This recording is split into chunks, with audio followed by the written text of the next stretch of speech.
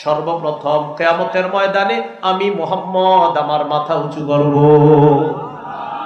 সর্বপ্রথম মুহাম্মদ সাল্লাল্লাহু আলাইহি সাল্লাম উঠবেন।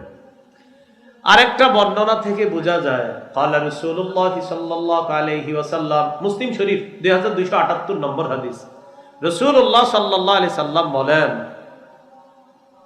আনা আউয়ালু মান ইয়ানশাক্কু আনহু কবরুহু, আমি হব সর্বপ্রথম ওই ব্যক্তি যার কবরটা বিদীর্ণ করা হবে, উন্মুক্ত করা হবে সর্বপ্রথম।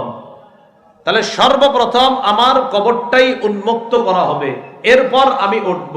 উঠার পর রাসূলুল্লাহ সাল্লাল্লাহু আলাইহি সাল্লাম বলেন, আউয়ালু শাফির, আমি হব প্রথম সুপারিশকারী, ও আউয়ালু মুশাফফা, আর আমি হব ওই ব্যক্তি যে আল্লাহ আমার সুপারিশ প্রথম কবুল করবে।